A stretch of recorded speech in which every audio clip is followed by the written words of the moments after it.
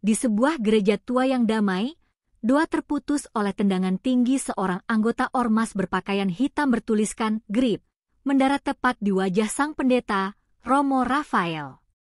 Di hadapan jemaat yang membeku dalam teriakan tak bersuara, tubuh Rafael roboh, tapi ketenangan tetap membalut wajahnya. Serangan brutal ini bukan sekadar aksi kekerasan. Ini adalah awal dari sebuah perlawanan sunyi. Gereja, yang semestinya menjadi tempat suci, berubah menjadi medan tarik ulur antara kasih dan kekuasaan, perlindungan dan pengkhianatan.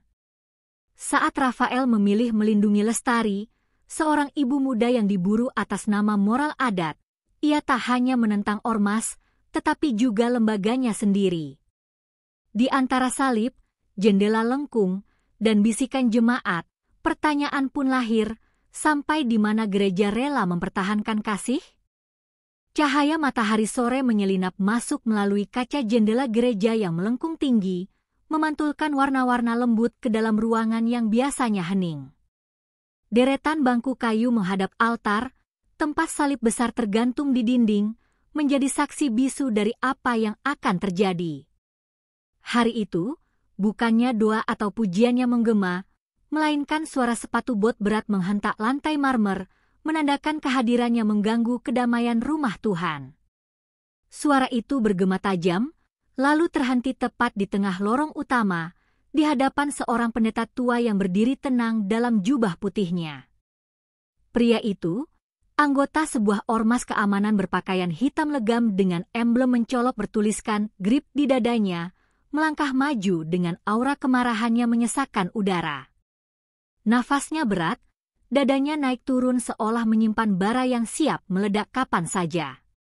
Sorot matanya tajam menatap sang pendeta, yang tetap berdiri di bawah pancaran sinar matahari dari jendela tinggi, wajahnya damai meski situasinya mencekam.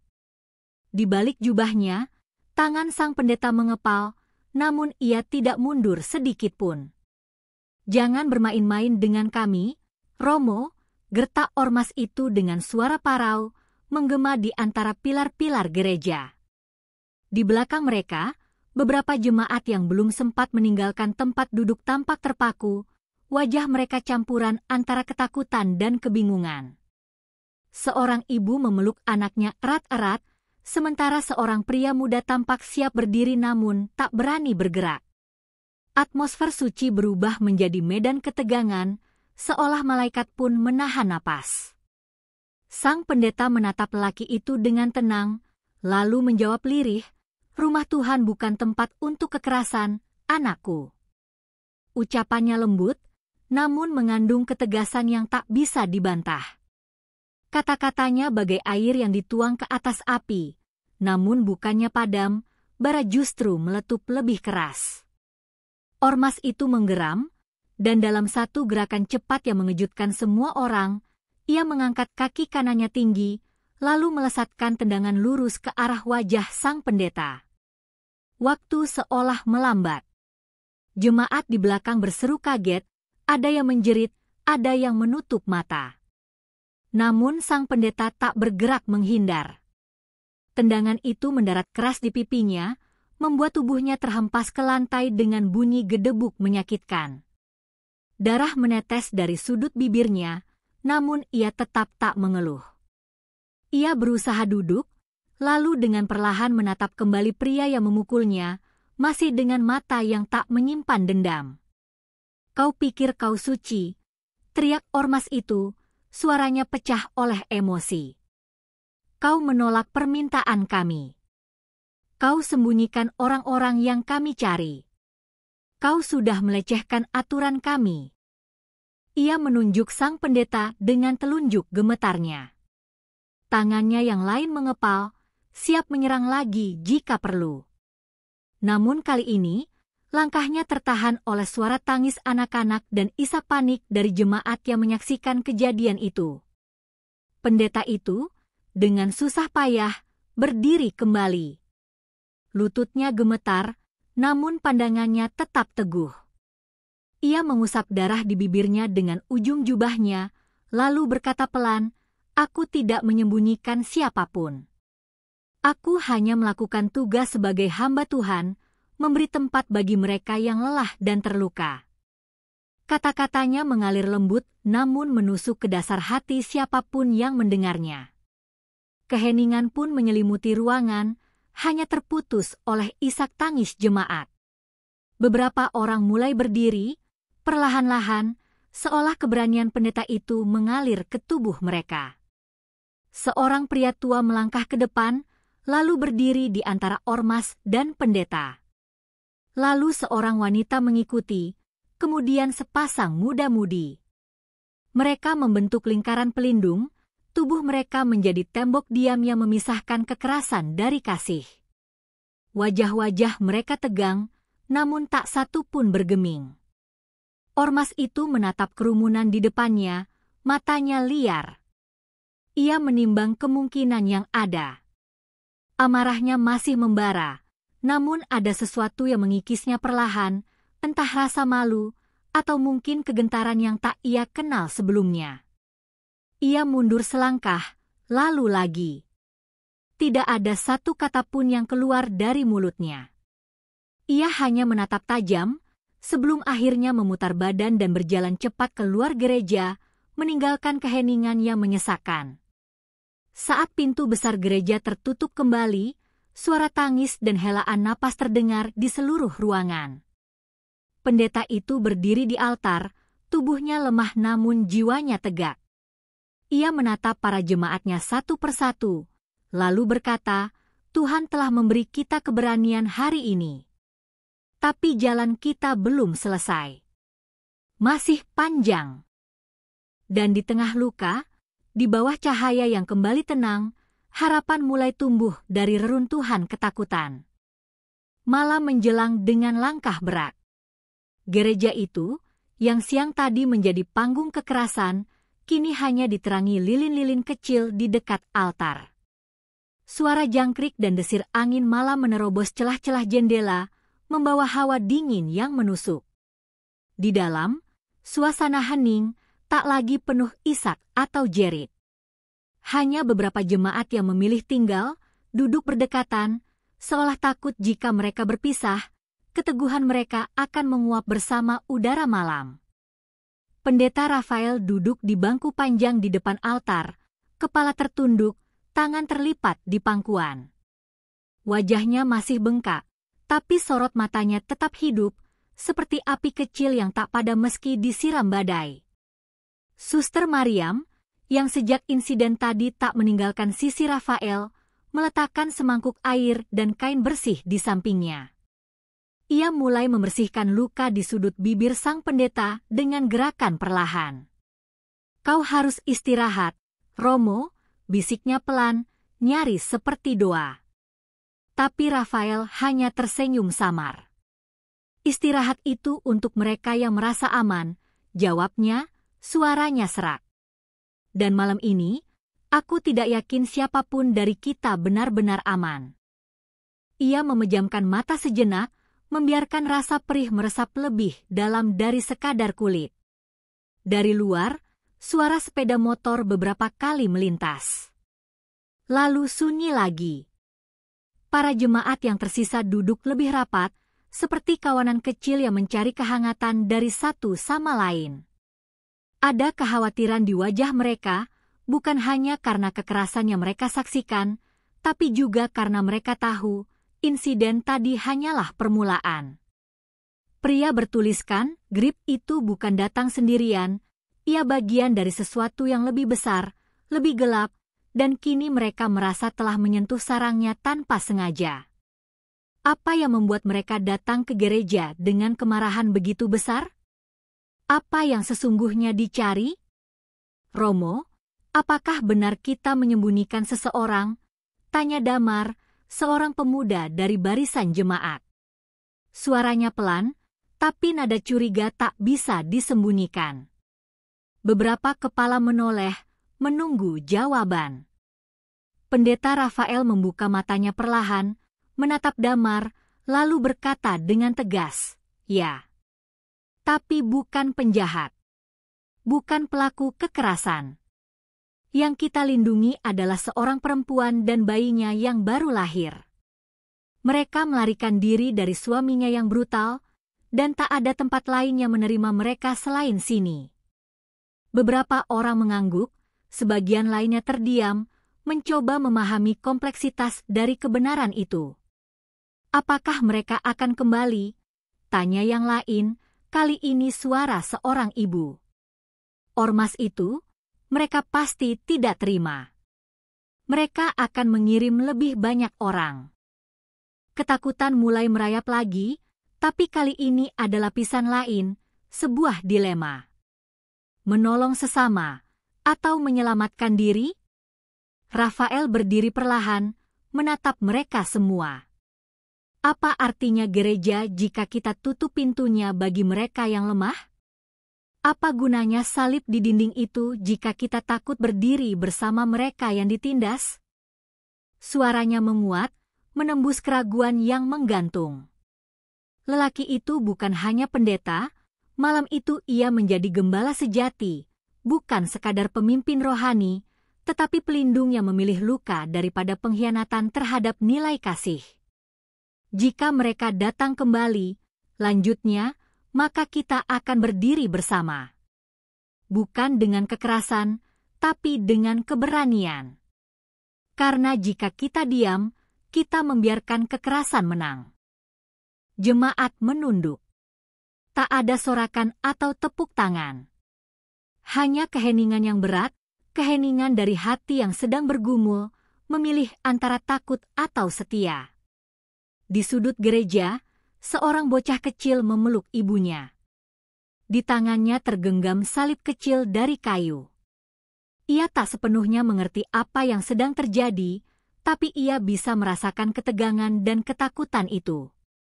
Sang ibu, sambil membelai rambut anaknya, berbisik, "Tuhan beserta kita." Kata-kata itu seolah menjadi mantra yang bergetar ke seluruh ruangan. Di tengah kegelapan dan ancamannya mengintai, mereka berusaha berpegang pada harapan.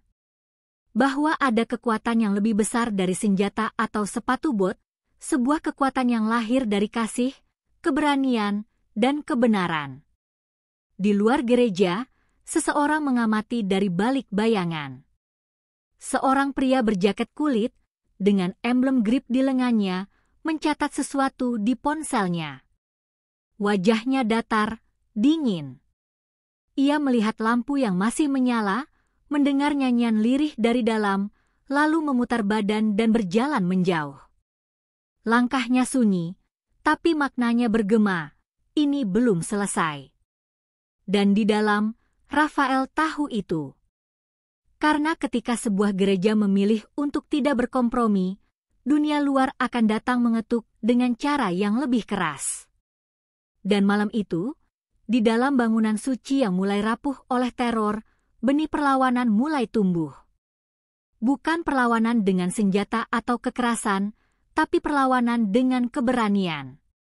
Sebuah keputusan yang mungkin membawa bencana, tapi juga bisa melahirkan mukjizat. Dan Rafael, sang pendeta yang berdiri di altar dengan wajah memar, tahu betul, kadang jalan ke surga memang harus dilalui dengan luka. Fajar belum benar-benar tiba, namun langit sudah mulai memudar dari hitam pekat menjadi biru tua yang menyimpan janji hari baru. Di balik gereja, di sebuah lorong sempit yang menghubungkan ruang dapur dengan taman belakang, langkah cepat terdengar memecah kesunyian. Seorang perempuan muda berjalan tergesa, tubuhnya diselimuti jaket lusuh dan kain gendongan yang mengikat erat bayi di dadanya. Nafasnya pendek-pendek, seolah ketakutan yang ia bawa lebih berat dari tubuh anak kecil yang tertidur dalam dekapannya.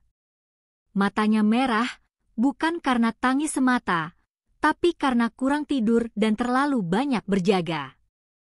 Perempuan itu adalah Lestari. Sudah 3 malam ia tinggal di gereja itu, tersembunyi di balik ruang penyimpanan yang tak pernah dikunjungi jemaat. Ia datang dengan luka lebam di pelipis dan tangannya yang gemetar. Dini hari saat ia tiba, Rafael sendiri yang membukakan pintu, tak banyak bertanya, hanya memeluknya sebentar lalu membimbingnya masuk tanpa kata. Sejak itu, Lestari tak bicara banyak, hanya menyusui bayinya dan membantu membersihkan dapur saat malam tiba. Tapi pagi ini, setelah kejadian kemarin, ia merasa tak pantas lagi berlindung di sana. Ia tahu, serangan ormas itu bukan kebetulan. Suaminya, seorang anggota kelompok yang sama, pasti sudah menyebar informasi bahwa ia melarikan diri. Dan jika Grip tahu ia ada di gereja ini, maka mereka tidak akan berhenti hanya dengan satu tendangan ke wajah seorang pendeta. Mereka akan datang membawa lebih banyak orang, lebih banyak kekerasan. Lestari merasa bersalah.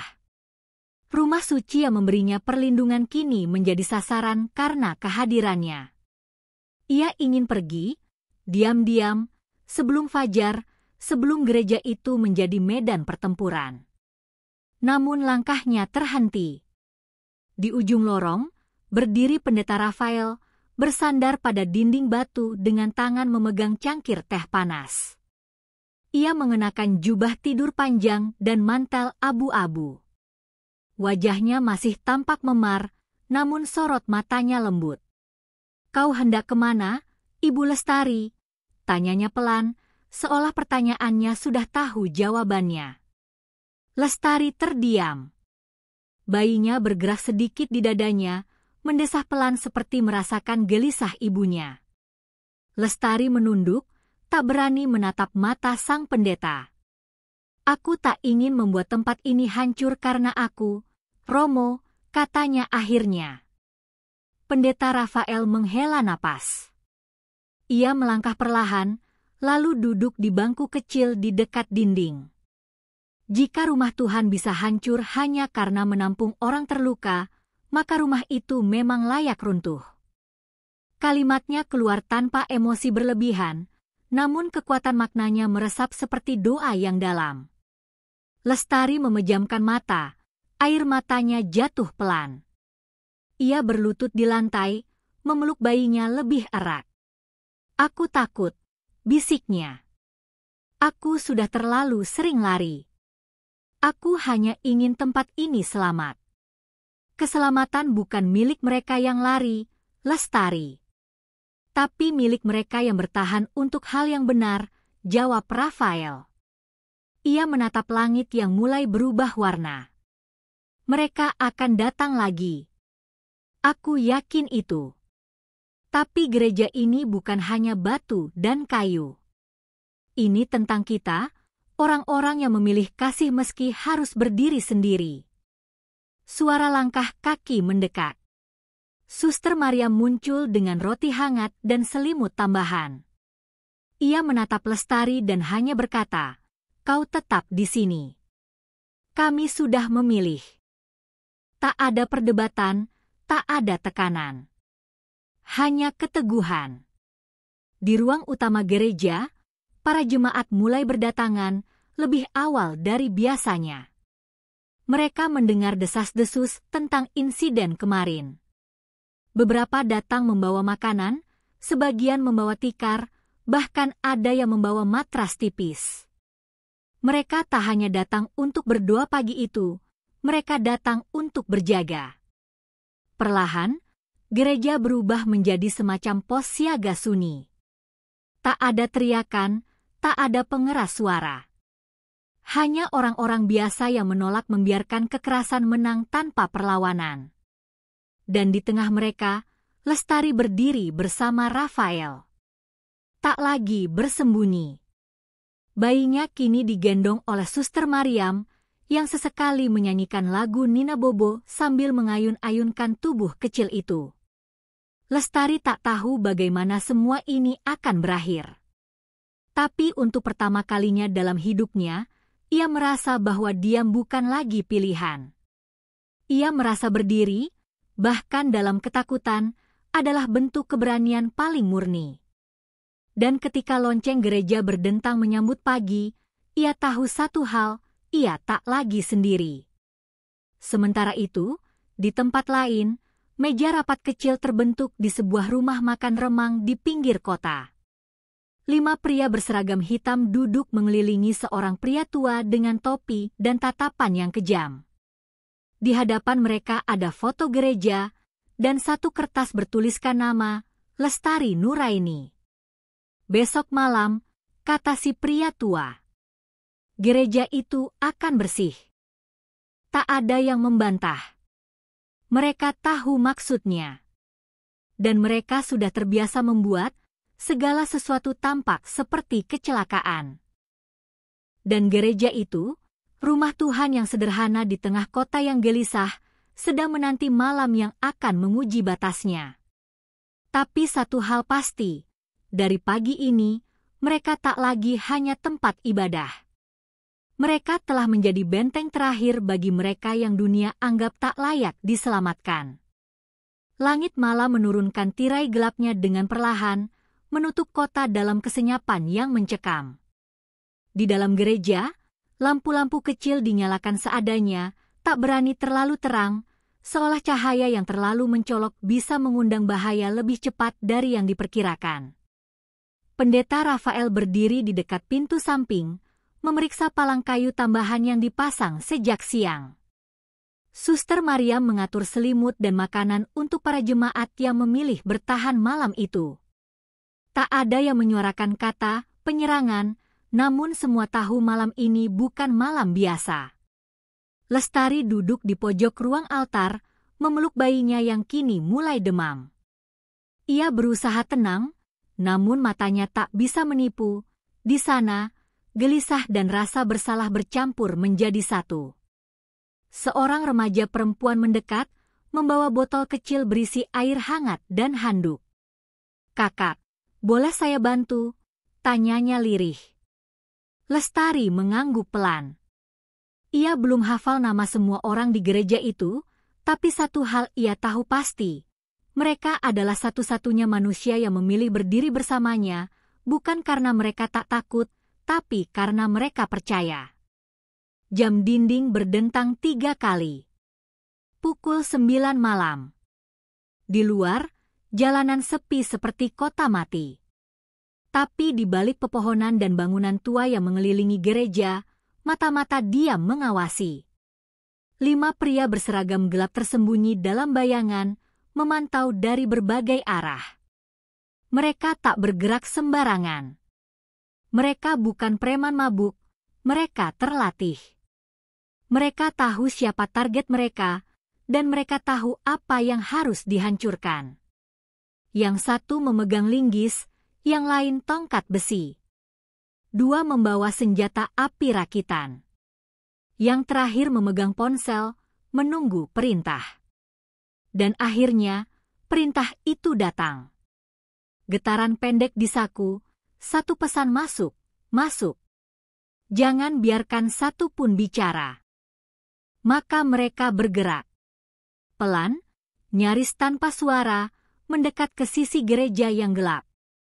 Salah satu dari mereka mulai mencongkel jendela kecil di ruang penyimpanan. Tapi sebelum mereka berhasil membuka celahnya, sebuah suara keras membelah malam, dentang lonceng gereja. Bukan pukul waktu, bukan angin. Lonceng itu dibunyikan dengan sengaja. Rafael berdiri di menara, menarik tali lonceng dengan kekuatan yang jarang ia keluarkan. Ia tahu ini bukan sinyal doa, ini adalah panggilan peringatan. Suara logam yang menggema ke seluruh penjuru menjadi pesan yang jelas. Kami tahu kalian di sana. Kami tidak akan diam. Para penyerang berhenti sejenak, kaget. Tapi pemimpin mereka memberi isyarat, lanjutkan. Maka mereka melompat pagar, berlari menuju pintu belakang. Di dalam, para jemaat bergerak cepat. Bangku-bangku ditumpuk jadi barikade, pintu-pintu diganjal, beberapa lelaki bersiap memegang tongkat sapu, besi tua, apapun yang bisa digunakan untuk bertahan.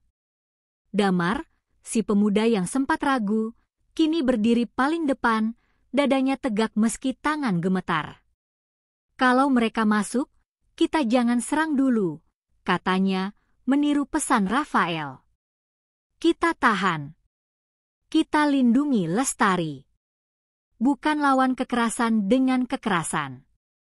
Tapi jangan mundur. Ketukan pertama terdengar di pintu samping. Tidak pelan, keras dan penuh ancaman. Lalu suara dari luar, buka pintunya. Kalian sembunyikan istri orang. Jangan bikin masalah lebih besar. Tak ada yang menjawab. Ketukan berubah jadi hentakan. Lalu suara kayu mulai retak. Jemaat berpegangan tangan. Ada yang berdoa, ada yang menatap langit-langit, berharap mukjizat turun secepat mungkin. Tapi tak ada cahaya ilahi malam itu. Hanya peluh, napas tertahan, dan detak jantung yang berdegup sekeras dentang lonceng tadi. Lalu, suara keras terdengar dari luar. Ledakan kecil, seperti botol pecah. Asap tipis mulai menyusup ke dalam. Suster Mariam buru-buru menutup celah jendela dengan kain basah. Mereka pakai bom asap, serunya. Tapi saat semua mulai panik, suara Rafael bergema dari altar, "Jangan takut. Mereka ingin kita panik. Tahan di tempat." Suaranya tegas, kuat. Ia turun dari menara, melangkah ke tengah jemaat. Tuhan tidak pernah menjanjikan kita jalan yang mudah. Tapi Dia selalu bersama mereka yang tetap berdiri dalam kebenaran. Dan malam itu, dalam sebuah gereja tua di kota yang mulai lupa pada kasih, pertahanan paling kuat bukanlah tembok batu atau besi baja, melainkan puluhan hati yang memilih untuk tidak menyerah. Dan ketika pintu itu akhirnya jebol, dan para pria berseragam hitam menerobos masuk dengan teriakan dan kekerasan, mereka tidak menemukan mangsa yang lemah.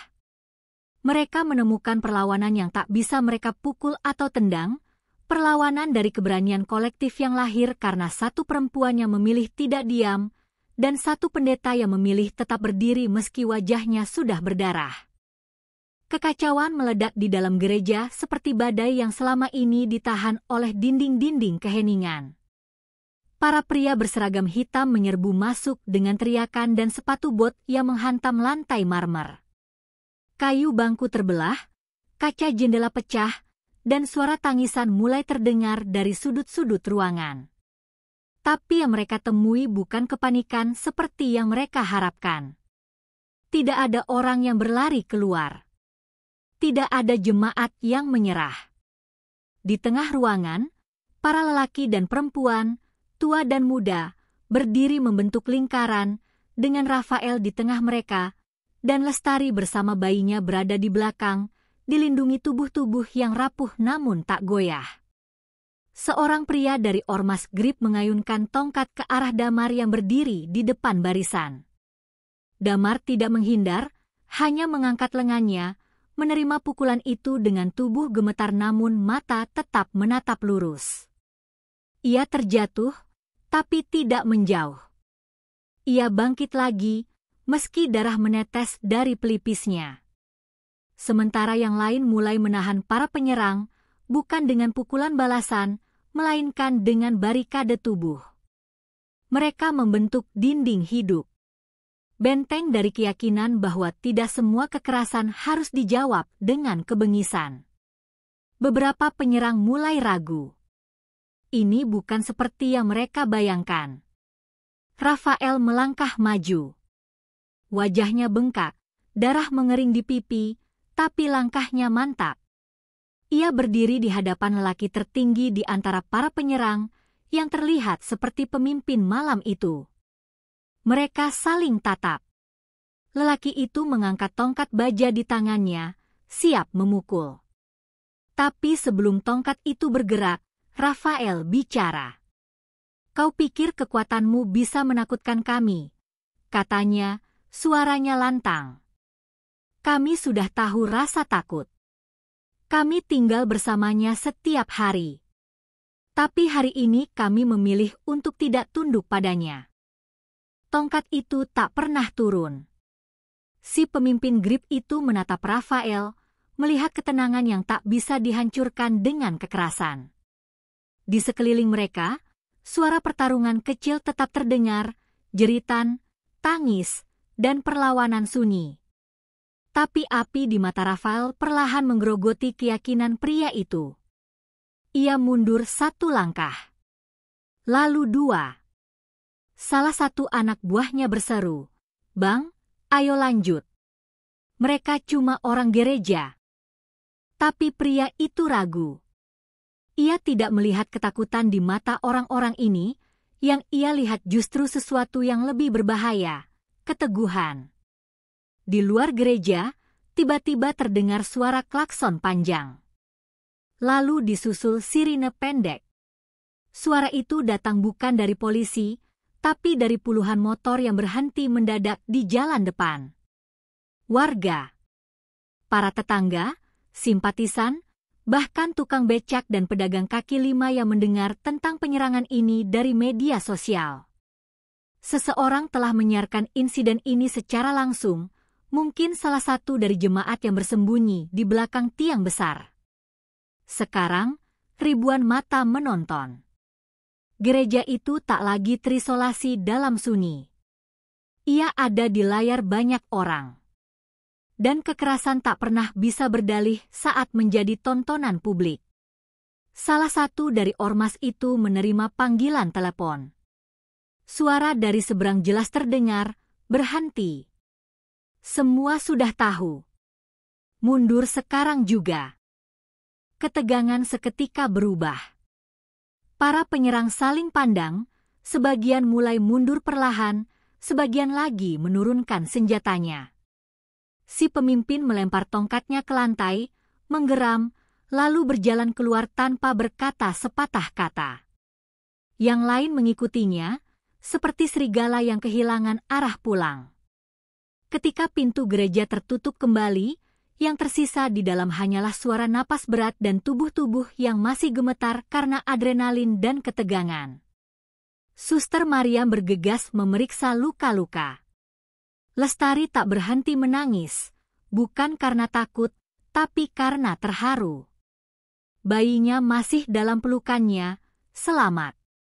Ia memandang ke sekeliling, orang-orang yang melindunginya tanpa mengenalnya, yang rela berdiri di garis depan hanya karena mereka percaya bahwa tidak ada manusia yang pantas diburu seperti binatang. Ia mendekati Rafael, memegang tangannya, dan untuk pertama kalinya bicara dengan suara jelas, "Romo, terima kasih karena tidak menyerah padaku." Rafael menatap langit-langit gereja, melihat salib besar di dinding. Ia merasa seakan sesuatu yang suci telah menyentuh tempat ini malam ini. Bukan karena keajaiban datang dari langit, tetapi karena manusia memilih menjadi alatnya. Mereka memilih berdiri ketika mereka bisa lari, memilih melindungi ketika mereka bisa membiarkan, memilih kasih ketika dunia menawarkan kebencian. "Ini bukan tentang menang atau kalah," katanya lirih, "ini tentang tetap menjadi manusia." Di luar, warga mulai mendekat, membawa air minum, makanan, dan pelukan. Beberapa memeluk jemaat yang berdarah, beberapa hanya berdiri di pagar, menatap dengan mata berkaca-kaca. Kota itu mungkin masih penuh kekerasan, penuh korupsi dan kepalsuan, tapi malam itu, di satu sudut kecilnya, telah lahir sesuatu yang lebih kuat dari ketakutan, solidaritas. Gereja tua itu, yang pernah hanya dianggap tempat ibadah biasa, kini berdiri sebagai simbol keberanian. Dan semua orang yang ada di dalamnya, tahu bahwa mereka tak akan pernah kembali menjadi seperti sebelumnya. Pagi tiba dengan langit kelabu, seakan langit ikut meresapi luka semalam. Di halaman gereja, bekas-bekas kekacauan masih jelas terlihat. Kaca berserakan, bangku patah, pintu yang tergantung tinggal satu engsel, dan bercak darah di lantai batu. Namun suasananya jauh dari muram. Jemaat, warga, dan sukarelawan terus berdatangan. Ada yang membawa papan kayu untuk memperbaiki jendela, ada yang mengantarkan bubur panas, ada pula yang hanya datang untuk menyalami Rafael dan berkata, "Terima kasih karena tidak menyerah." Gereja itu tak lagi hanya rumah ibadah, ia telah menjadi saksi perlawanan yang memanusiakan. Rafael berjalan menyusuri koridor samping dengan langkah berat. Tubuhnya masih sakit, pipinya masih membiru, tapi ia menolak untuk beristirahat. Ia merasa bertanggung jawab untuk berdiri di tengah umatnya, bukan sebagai pemimpin suci, tapi sebagai manusia yang luka bersama mereka. Di depan altar, ia berhenti, memandang salib yang sempat ingin ia turunkan beberapa bulan lalu. Dulu ia merasa salib itu tak lagi berarti, bahwa simbol itu terlalu sunyi untuk menjawab kekerasan zaman ini. Tapi kini ia melihatnya berbeda. Ia melihat keberanian dalam kesunyian, kekuatan dalam diam, cinta dalam luka. Suster Mariam berdiri di pojok altar, menulis sesuatu di buku catatan kecilnya.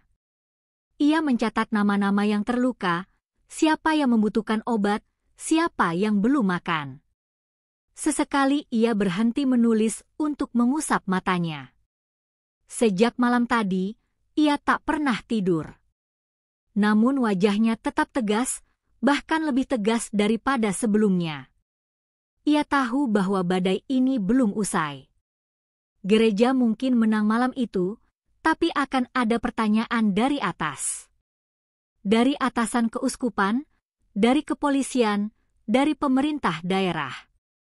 Dan semua itu tidak akan menyoal kebenaran, tapi keteraturan. Di luar, kamera media mulai berdatangan. Wartawan dengan mikrofon dan jaket bertuliskan nama-nama stasiun berita mencoba masuk, mewawancarai siapa saja yang bersedia bicara. Salah satu dari mereka berhasil menemukan Damar yang sedang membersihkan kaca jendela. "Mas, apa Anda merasa trauma?"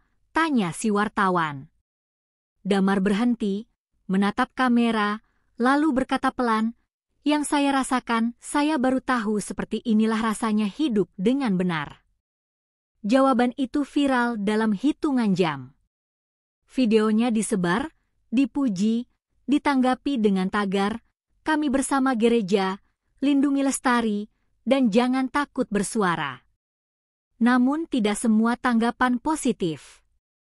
Di media sosial lain, muncul narasi tandingan bahwa gereja menyembunyikan pelakor, bahwa Rafael memprovokasi, bahwa umat Kristen menolak hukum adat. Akun-akun anonim menyebarkan rekaman potongan video tanpa konteks, memotong bagian kekerasan dan menonjolkan ekspresi Lestari yang menangis. Beberapa akun ormas bahkan membuat poster digital bertuliskan, "Ini bukan soal agama, ini soal harga diri." Rafael membaca semua itu dalam diam. Ia tahu, dalam perang opini, kebenaran seringkali datang terakhir. Di sore hari, 2 orang dari keuskupan datang.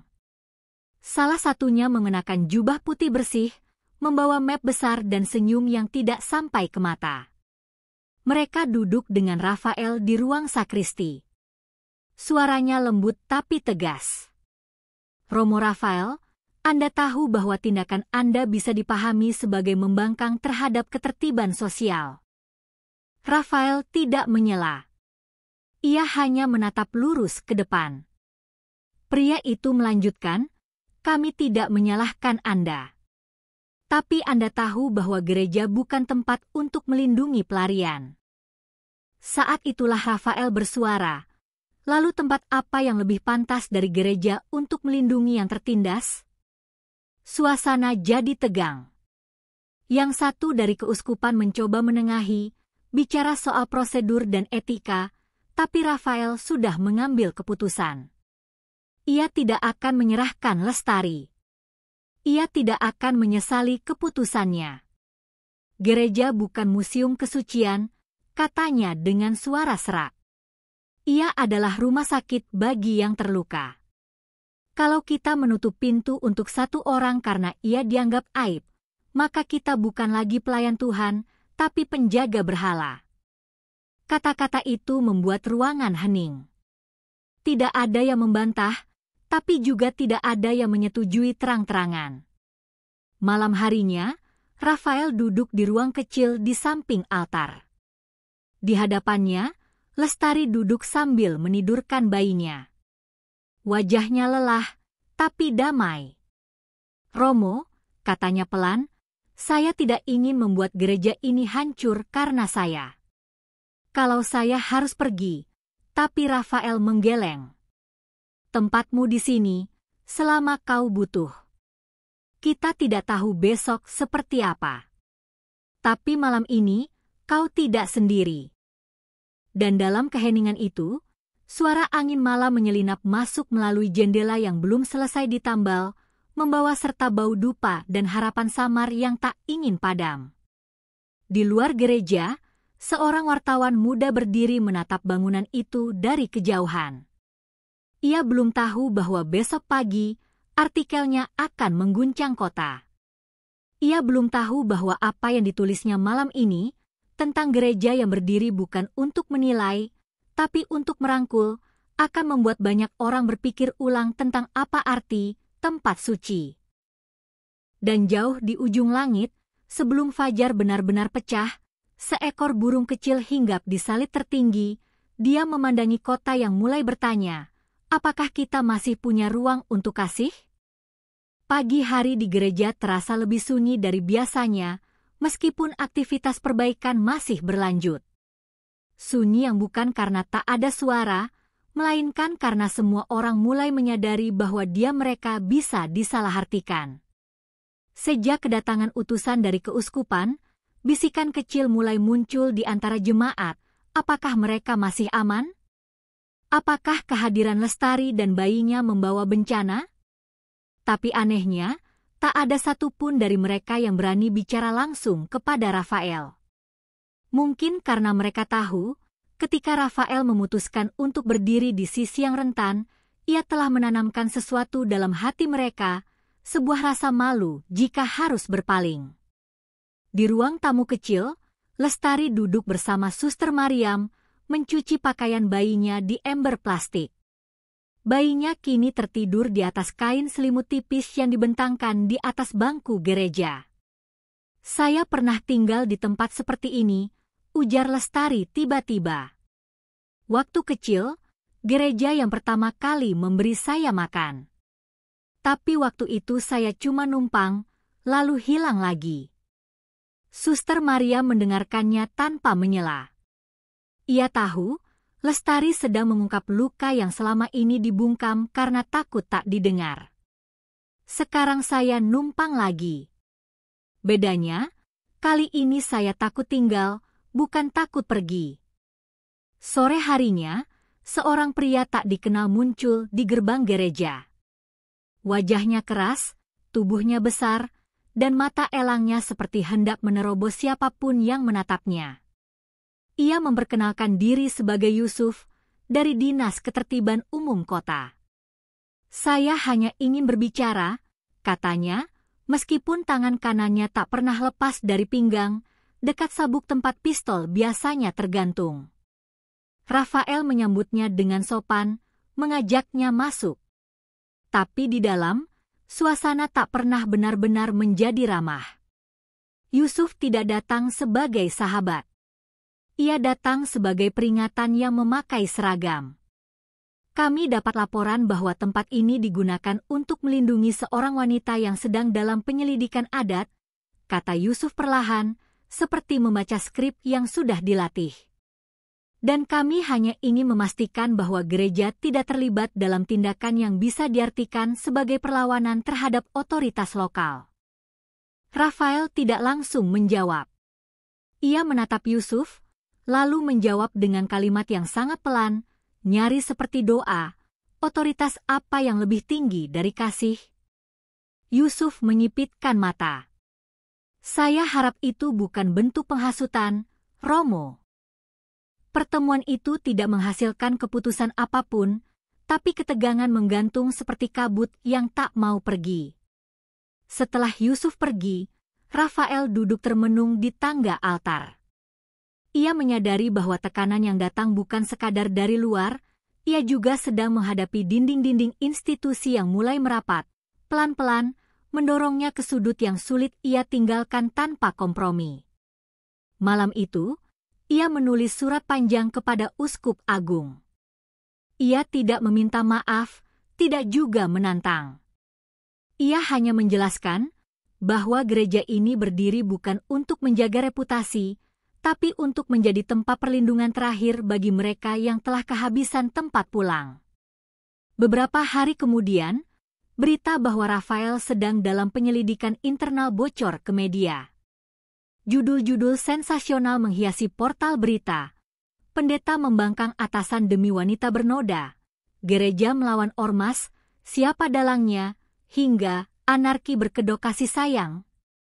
Rafael tak pernah membaca langsung berita-berita itu, tapi ia tahu isinya dari raut wajah jemaat yang semakin hari semakin resah. Bahkan Damar, yang dulu berdiri paling depan, mulai menarik diri, datang lebih jarang. Hanya Suster Mariam yang tetap berada di sisinya setiap saat, menjadi saksi bahwa di tengah keraguan, tetap ada yang memilih tinggal meski seluruh dunia menyuruh pergi. Lestari mulai menyadari bahwa kehadirannya membawa badai yang lebih besar dari dirinya sendiri. Suatu malam, ia menghampiri Rafael dan menawarkan diri untuk pergi. "Saya tidak mau jadi alasan gereja ini ditutup," katanya dengan suara serak. "Saya bisa keluar kota, ke tempat yang tidak ada yang mengenal saya." Tapi Rafael hanya tersenyum tipis. "Kalau kamu pergi, mereka akan berpikir kamu bersalah. Dan kalau kita biarkan mereka berpikir seperti itu, maka kita ikut menyebarkan kebohongan yang membunuhmu sejak awal." Lestari menatapnya lama. Untuk pertama kalinya, ia tidak merasa seperti orang yang diselamatkan, tapi seperti rekan seperjuangan. Namun ketegangan mencapai puncaknya ketika surat resmi dari keuskupan datang. Sebuah perintah relokasi bagi Rafael dipindahkan ke paroki kecil di desa terpencil. Dalam bahasa yang sangat diplomatis, tertulis bahwa keputusan ini demi menjaga keharmonisan institusi dan menghindari eskalasi konflik lebih lanjut. Rafael membaca surat itu dalam diam, lalu meletakkannya di atas altar, tepat di bawah salib. Malam itu, ia berdiri di depan jemaat untuk misa. Dengan suara bergetar, ia berkata, "Saya tidak tahu apakah minggu depan saya masih di sini. Tapi jika saya pergi, saya ingin kalian tahu, saya tidak pernah mengajarkan untuk melawan. Saya hanya meminta kalian tidak ikut membungkam suara hati." Dan malam itu, gereja kembali penuh. Orang-orang datang bukan untuk misa, tapi untuk menunjukkan bahwa mereka tidak pergi. Dari lorong-lorong kota, dari gang sempit, dari komunitas lain lintas agama. Mereka duduk bersama dalam diam, seperti ketika badai pertama kali datang. Di tengah mereka, Rafael berdiri, dan Lestari duduk memeluk bayinya. Di luar gereja, pria-pria dengan motor kembali berjaga, bukan untuk menyerang, tapi untuk memastikan tidak ada yang mengganggu.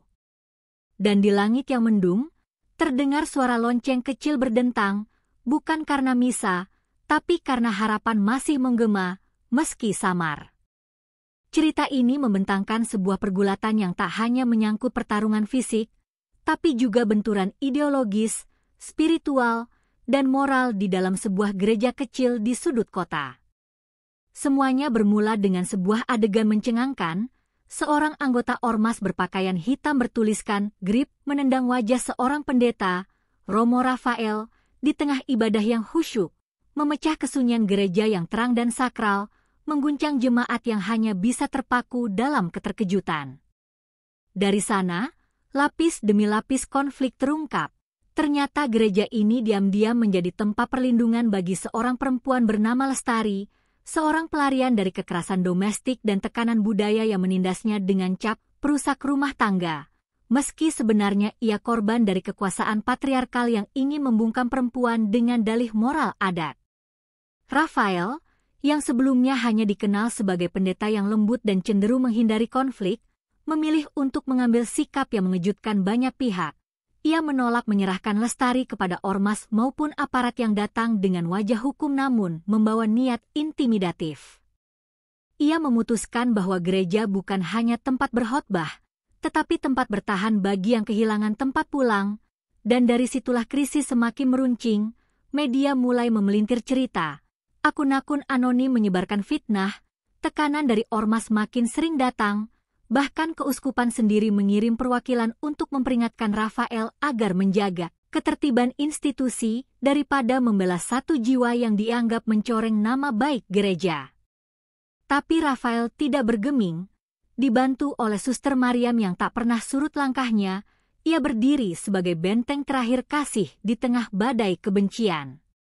Jemaat pun terbelah, ada yang mulai menjauh karena takut, namun beberapa tetap setia, bahkan warga dari luar komunitas mulai berdatangan memberi dukungan setelah viralnya sebuah potongan wawancara jujur dari Damar, seorang pemuda gereja yang menyatakan bahwa untuk pertama kalinya ia merasa hidup dengan benar. Namun ancaman terus menguat. Seorang aparat bernama Yusuf datang membawa pesan samar tapi jelas. Jika gereja tak menyerah, maka negara akan memaksa. Di tengah situasi itu, Rafael tetap teguh, dan Lestari, yang awalnya merasa hanya numpang berteduh, mulai mengerti bahwa tempat ini bukan hanya perlindungan, melainkan medan pertarungan yang mewakili nasib banyak jiwa tertindas di luar sana. Ketika surat resmi dari keuskupan tiba, memerintahkan Rafael untuk pindah demi menghindari eskalasi yang tidak diinginkan, keputusan gereja pusat itu justru menjadi pemantik kesadaran kolektif, bahwa keteguhan Rafael bukan bentuk pemberontakan, melainkan pengingat bahwa kasih sejati tak bisa tunduk pada birokrasi atau ketakutan akan citra. Dan malam sebelum keputusan itu dijalankan, ratusan orang berkumpul di gereja bukan untuk misa, melainkan untuk menyatakan diam-diam bahwa mereka memilih berdiri di sisi kebenaran. Maka, gereja yang tadinya hanya simbol keheningan kini menjelma menjadi medan perlawanan yang tidak membawa senjata, tapi membawa cahaya, sebuah cahaya yang mulai menyinari luka sosial yang selama ini disembunyikan di balik topeng ketertiban dan moralitas palsu. Kisah ini bukan hanya tentang satu pendeta dan satu perempuan, melainkan tentang keberanian untuk tetap menjadi manusia di tengah sistem yang menuntut kita jadi boneka yang patuh tapi bisu.